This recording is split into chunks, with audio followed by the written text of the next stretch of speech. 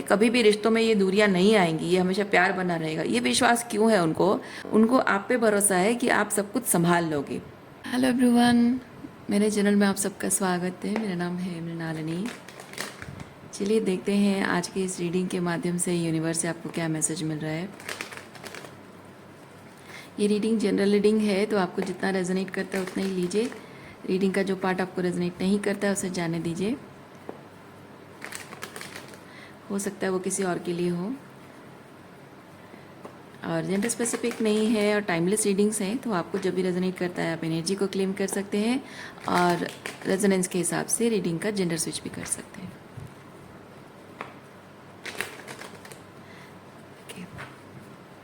Gratitude के साथ, unconditional love के साथ, सरेंडर के साथ शुरुआत करते हैं आपकी रीडिंग। देखते हैं क्या मैसेज आपके लिए।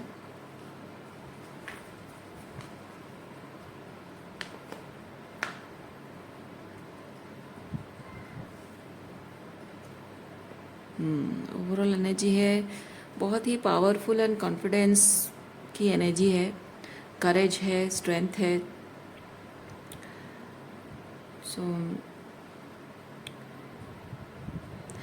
मैं महसूस कर रही हूँ कि आप फाइनली किसी एक सिचुएशन से जो बाहर निकलना, किसी विकट परिस्थिति से बाहर निकलने के लिए हिम्मत नहीं जुटा पा रहे थे, और या फिर आप ये एक सिचुएशन हो सकती है। दूसरा ये हो सकता है कि आप उस विकट परिस्थिति से बाहर निकलने के लिए पूरी ताकत लगा रहे थे, पूरी हिम्मत लगा रहे थे, लेकिन निकल नहीं पा रहे थे, और अब फाइनली निकल गए हो। ठीक है, तो दोनों में से कौन सी एनर्जी है आप देखिए, जैसे आपको रेजोनेट करता है वैसे लीजिए। चलिए देखिए, यहाँ पे चेंज कार्ड भी आया है, तो यानी कि उस स्थिति से निकल नहीं पा रहे थे और निकलने के लिए रास्ता बन जाना, मौका बन जाना। देखिए एक पुश पुल का गेम चल रहा है यहाँ पे। आप बार बार बाहर निकलने की कोशिश कर रहे हो, यहाँ कोई रोक रहा है। ये पर्सन है या सिचुएशन है, फाइनेंशियल प्रॉब्लम है, कुछ भी हो सकता है। कोई डर हो सकता है जो आपके मन में बैठ गया हो, तो कुछ भी यहाँ कोशिश कर रहे हो, लेकिन कुछ निकलने नहीं दे रहा है आपको बाहर। हाँ देखिए, बहुत सारी टेंशन है, परेशानी है, ओवर थिंकिंग है, चीज़ों को लेकर डाउट भी हो सकता है।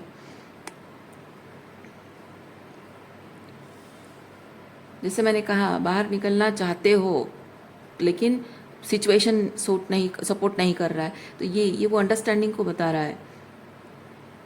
ठीक है, आप मतलब वो छटपटा रहे हो, बाहर निकलने को छटपटा रहे हो, क्योंकि आपको पता है कि जिस सिचुएशन में आप हैं वो बिल्कुल आपके हाईएस्ट गुड को सर्व नहीं कर रहा है। बस किसी तरह से मुझे निकलना है, और यहाँ से निकलना ही मेरे हाईएस्ट गुड को सर्व करेगा। ये चीज़ बहुत अच्छे से आप समझ रहे हैं। हो सकता है इस वक्त आपकी एनर्जी वैसी हो, आप अभी तक मतलब चाहते हो लेकिन निकल नहीं पाए हो, वो चीज़ भी हो सकता है।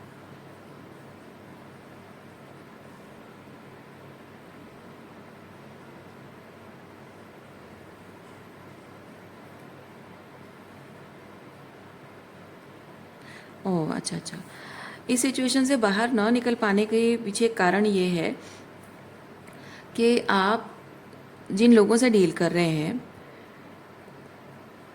कहीं ना कहीं आपको लगता है कि गलत, मतलब परफेक्ट कोई नहीं होता है।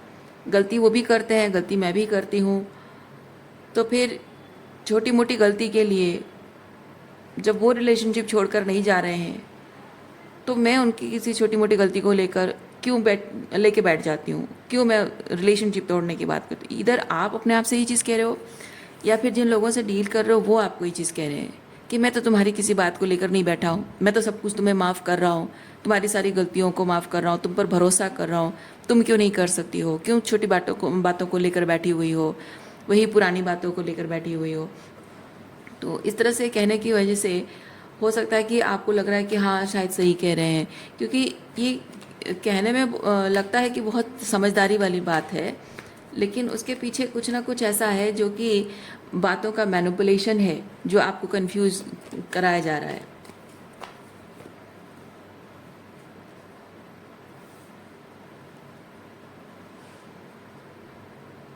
हाँ, डिफरेंस ये है कि जब आप रिलेशनशिप में गलतियाँ करते हो तो आप अपनी गलतियों के कॉन्सिक्वेंसेस को समझते हो, एक्सक्यूज मी, अकाउंटेबिलिटी लेते हो।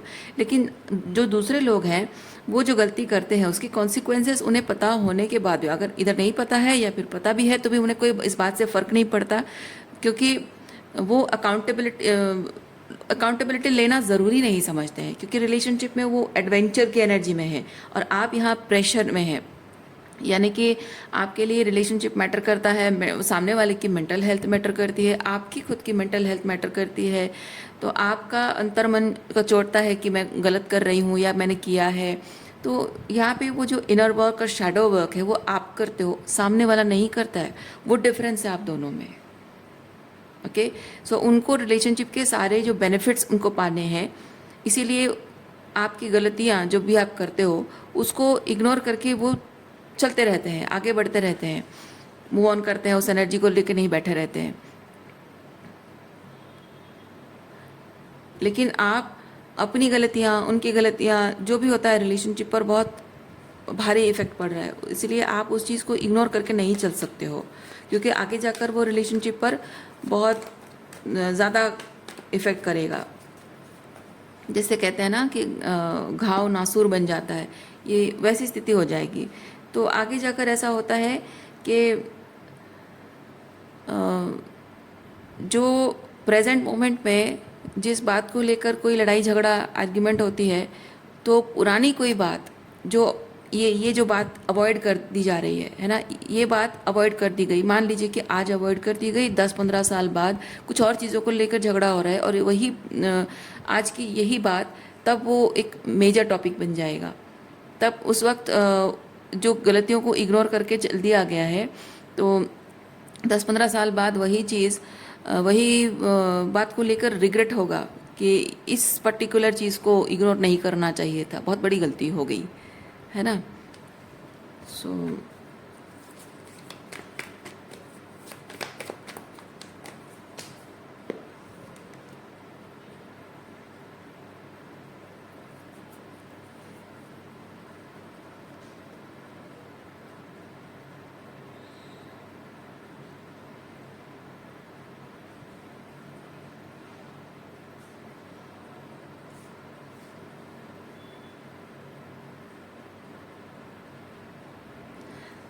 लोगों के साथ आपका जो कनेक्शन है, आप चाहते ये हैं कि आप जो चाहते हैं एकदम सही चीज़ कर रहे हैं आप, ठीक है, ये जस्टिस कार्ड है। तो आप जो चाहते हैं वो ये है कि लोगों के साथ मेरा कनेक्शन जो है वो प्यार का कनेक्शन है, दिल का कनेक्शन है।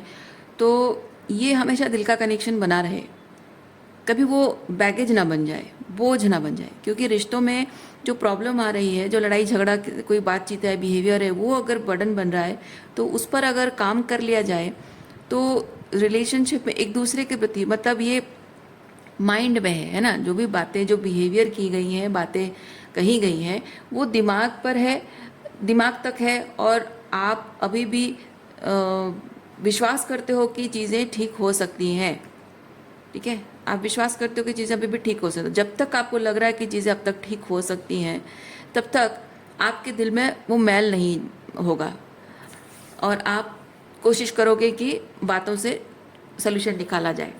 लेकिन जैसे जैसे ये चीज़ें इग्नोर होती जाती हैं, धीरे धीरे ऐसा होता है कि लोगों के बिहेवियरल पैटर्न नहीं बदल रहे हैं, सेम पैटर्न रिपीट हो रहा है और गलतियां दोहराई जा रही हैं।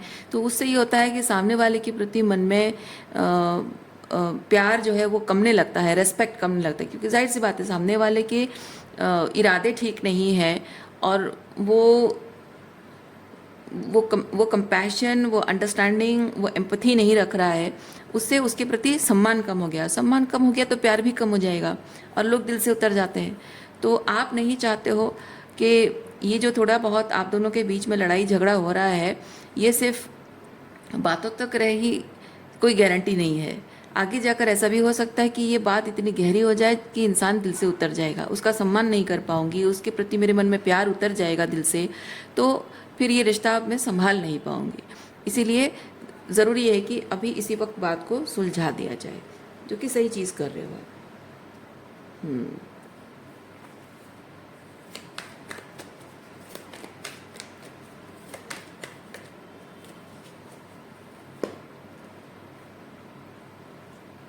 लेकिन आपके ये जो व्यक्ति हैं या जो लोग हैं, इनको ये चीज़ लगता है कि रिलेशनशिप में हमेशा ये सेलिब्रेशन की एनर्जी, मतलब कि दिल के रिश्ते हमेशा स्ट्रांग रहेंगे, प्यार हमेशा रिश्तों में रहेगा, खुशियाँ रहेंगी, ये हमेशा रहेगा, ये विश्वास उनको है।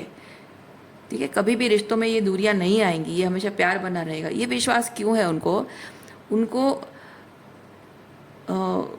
रिश्ते पर कोई भी विकट परिस्थिति आ जाए तब मैं चीज़ों को संभाल लूँगा, ये भरोसा नहीं है उनको। आप पे भरोसा है, ठीक है, उनको आप पे भरोसा है कि आप सब कुछ संभाल लोगे, कुछ भी हो जाए आप इस रिश्ते को टूटने नहीं दोगे, हर हाल में संभाल लोगे। तो वो चाहे कैसे भी बिहेव करें, उस बात से कोई फर्क नहीं पड़ता, ऐसा उनका मानना है।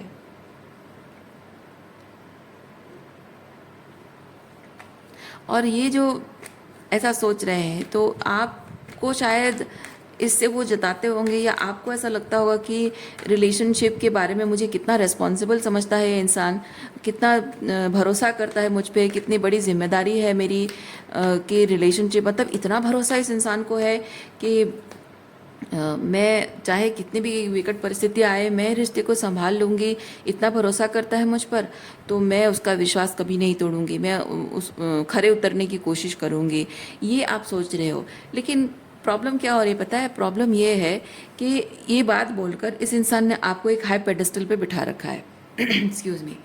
तो ये हाई पेडेस्टल पे रखने का मतलब है कि बहुत हाई एक्सपेक्टेशन आप पर थोप दिए हैं, और वो हाई एक्सपेक्टेशन फुलफिल करते रहो, और अपने आप को ज़रूरत से ज़्यादा एक्सटेंड करते रहो इस रिलेशनशिप के लिए, ओवरवर्क करते रहो, है ना। रिश्तों का सारा बर्डन आपके कंधों पर हो, चाहे उनकी कितनी भी गलती हो आप माफ़ करोगे, तो एक तरीके से ये चीज़ होगा कि रिलेशनशिप में जो आपकी जिम्मेदारी आप वो भी निभाओगे, उनकी जिम्मेदारी भी निभाओगे, और पूरी तरह से ड्रेन हो जाओगे इमोशनली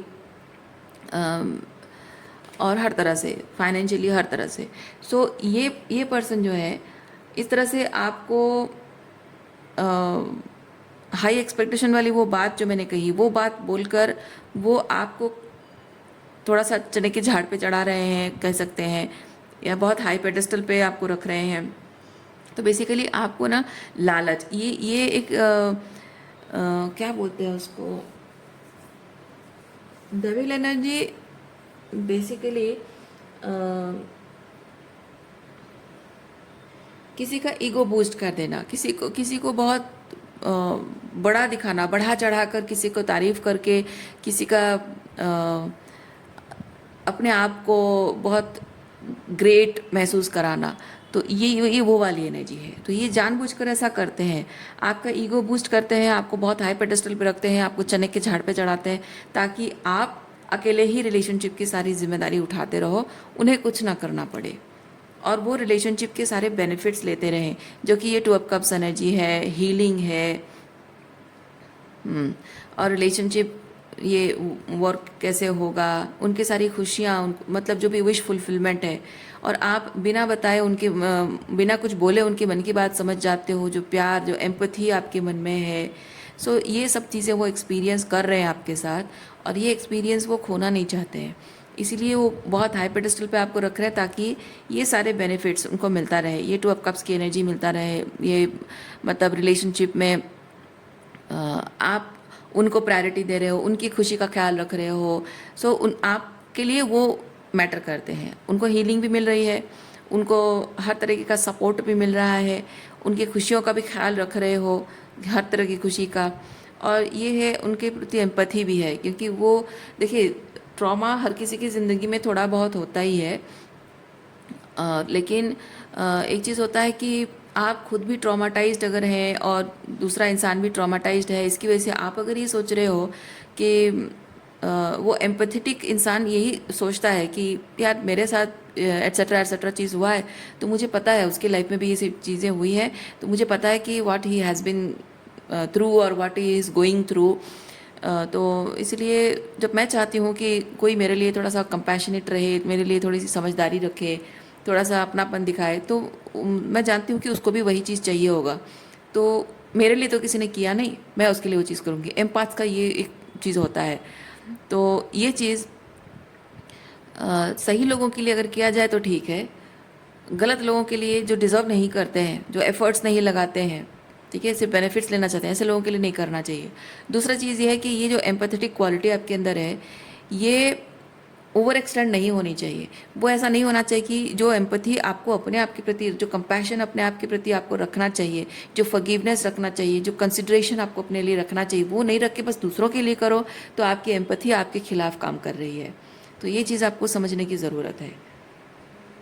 ओके, सो रीडिंग मैं यहीं पे रखती हूँ। उम्मीद करती हूँ इस रीडिंग से आपको कुछ क्लैरिटी मिली हो। मैं आपको नेक्स्ट रीडिंग में मिलती हूँ। अपना ख्याल रखिए, खुश रहिए, बाय।